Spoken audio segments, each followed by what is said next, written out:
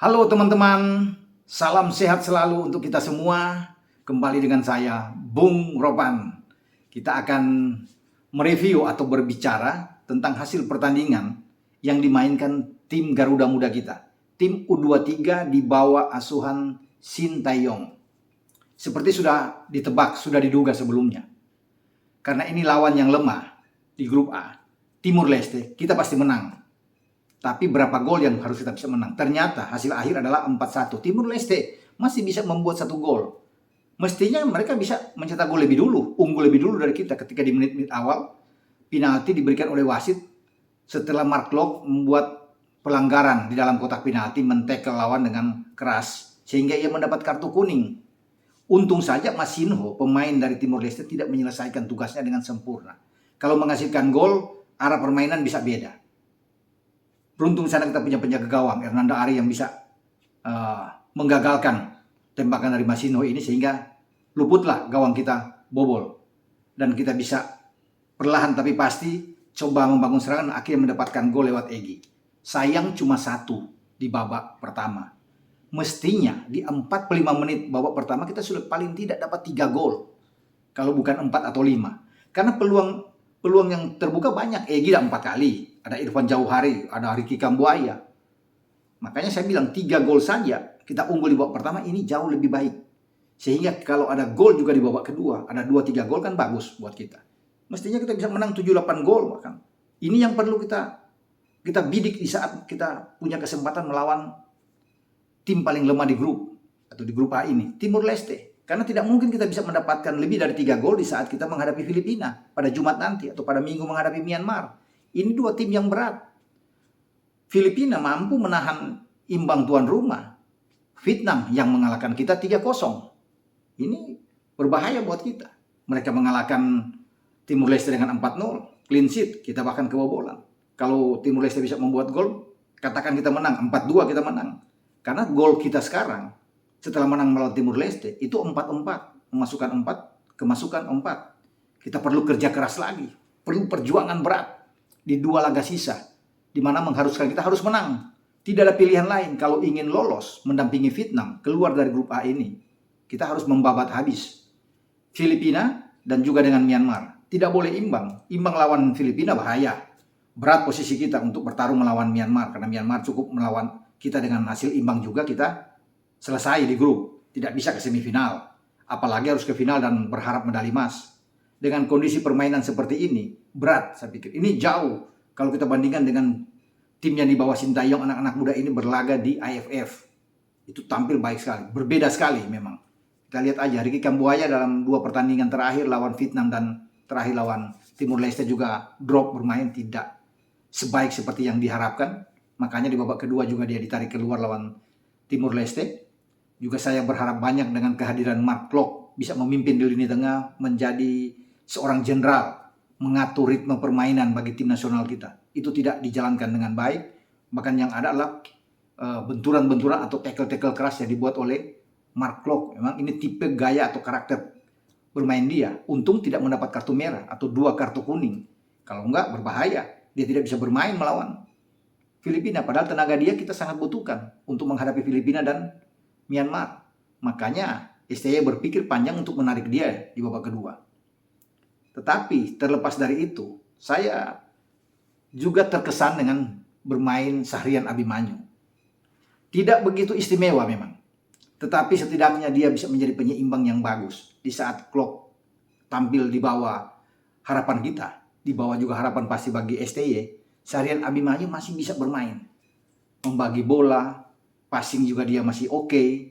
Cara dia bisa reading the game saya pikir bagus di antara pemain-pemain kita lainnya. Karena yang bermain bagus menurut saya ya, sepanjang pertandingan itu 1 Sahrian Abimanyu dan kedua adalah Witan Sulaiman. Karena Sadil Ramdhani kan tinggal masuk di babak kedua ketika Egy tidak ada di sana. Tapi secara keseluruhan dari pertama sampai di akhir, 2 pemain ini yang bagus. Asnawi yang coba dimainkan di babak kedua mungkin masih kelelahan. Juga tampil kurang begitu mengesankan, tidak seperti ketika di Piala AFF. Itu yang kita lihat. Koordinasi di belakang juga masih kurang begitu baik. Di antara Rizky Ridho dan Fakhrudin sebagai kapten kesebelasan. Itu tercermin ketika gol balasan dari Timur Leste. bagaimana Sadil Ramdhani salah mengumpan dan diintersep lawan dengan serangan mereka yang sangat cepat, counter attack dari Timor Leste. Rizky Ridho dan Fahrudin ini dalam posisi yang tidak baik. Mestinya mereka bisa membaca. Ini saya bilang kurang dalam hal reading the game-nya, begitu kurang. Padahal di sana mungkin hanya ada 2-3 pemain dari Timor Leste yang coba menyerang, karena kita punya kekuatan juga dengan 2 pemain back tengah kita dan kita punya 2 pemain belakang. Ada Asnawi juga, ya, dan ada Andika yang sudah masuk di babak kedua. Tapi sayang mereka masih bisa mendapatkan gol sehingga kita tidak menang dengan clean sheet. Padahal saya katakan tadi kan di awal, kita butuh gol banyak. Karena ini berpengaruh untuk hitung-hitungan gol nantinya. Kalau kita bisa menang 7-8 gol, enak buat kita. Untuk berhitung dalam pertandingan nantinya. Kita harus menang melawan Filipina dan menang melawan Myanmar. Kesempatan tidak kita bisa manfaatkan. Kita kurang sabar bermain. Terlalu buru-buru di depan gawang. Itu yang tidak bisa dikonversi menjadi gol. Peluang ada, tetapi tidak bisa menghasilkan gol. Menjadi kelemahan buat kita. Visi juga bermain agak kurang kalau saya bisa lihat. Apalagi dalam hal mendasar seperti passing-passing yang banyak sekali salah passing. Ini tidak boleh terjadi. Apalagi untuk ukuran pemain tim nasional masih salah passing. Gampang direbut oleh lawan. Padahal lawan kita Timur Leste. Yang levelnya itu masih di bawah kita. Makanya kita bisa menang dengan telak. Tapi kalau kita bisa menang dengan 7-8 gol kan enak buat kita. Nah sekarang kita melihat ke depannya. Evaluasi harus dilakukan oleh STY. Mau tidak mau dia bisa melihat kekurangan di belakang, di tengah, dan di depan. Apa yang harus dilakukan di saat akan menghadapi 2 pertandingan yang berat buat kita. Filipina dan Myanmar. Tidak mudah buat kita. Bahkan presentasi imbang itu sangat tinggi. Harus berhati-hati. Dan Filipina ini tim yang bagus. Karena itu sudah terlihat kan. Bagaimana upaya keras yang dilakukan tuan rumah Vietnam. Itu sulit mengalahkan mereka. Jadi saya kira STY dan tim kepelatihan harus melihat ini. Memutar lagi video dari pertandingan yang sudah dimainkan oleh Filipina. Juga oleh Myanmar. Apa yang harus dilakukan. Perubahan apa yang bisa dimainkan oleh STY di dalam 2 laga yang menentukan buat nasib kita menuju ke babak semifinal.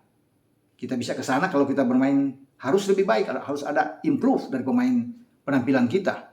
Karena sekali lagi secara overall kita menang bersyukur, kita perlu kemenangan melawan Timor Leste. Ini cara untuk bisa kita bangkit, termotivasi lagi, rasa percaya diri dari semua pemain bisa kembali di saat menghadapi Filipina. Ini penting. Tetapi kalau bilang dari cara permainan secara keseluruhan, belum.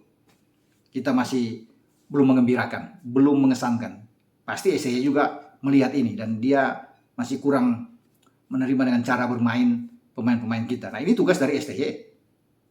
Dia sebagai pelatih dia harus bisa membenahi tim ini untuk bisa melihat apa juga kelemahan dari Filipina dan juga kelemahan dari Myanmar sehingga kita bisa mencari celah untuk bisa memenangkan pertandingan. Kesempatan masih ada, harapan masih ada setelah kita menang melawan Timur Leste. Tapi kita lupakan, jangan bereforia karena ini lawan paling lemah di grup. Kita sekarang harus menatap Filipina dan Myanmar. Artinya kalau kita bisa menang gak usah banyak. Menang dengan 1-0, 2-1 cukup. Kemudian kita juga menang melawan Myanmar dengan tipis, cukup buat kita. 9 poin aman untuk kita bisa menuju ke babak selanjutnya. Dan kita tinggal tunggu apa yang harus dilakukan oleh STY terhadap tim nasional kita. Perubahan-perubahan fundamental tentunya yang harus dilakukan. Pasti dia sudah bisa melihat kelemahan yang ada di tim kita untuk berhadapan dengan 2 tim yang ada di depan mata. Pasti rakyat Indonesia juga menaruh harapan besar. Doa-doa semua akan ditujukan kepada tim nasional kita, tim Garuda Muda, agar tetap terus semangat dan bisa memenangkan pertandingan. Memang masih kurang begitu mengesankan, kurang bagus. Oke, harus diakui. Tetapi tetap kita harus bisa memberikan support terhadap tim ini. Siapa tahu mereka dalam 2 pertandingan ke depan mereka bangkit lagi dan bisa memenangkan semua laga sehingga kita ada di semifinal. Sampai di sini review saya dengan hasil pertandingan di mana kita menang 4-1 atas Timur Leste, tapi kita tidak boleh bereforia. Kita harus melupakan Timur Leste karena ada 2 lawan yang sangat kuat yang menanti kita dan bukan tidak mungkin kita bisa kalah dari Filipina dan juga dari Myanmar. Sampai di sini. Ciao.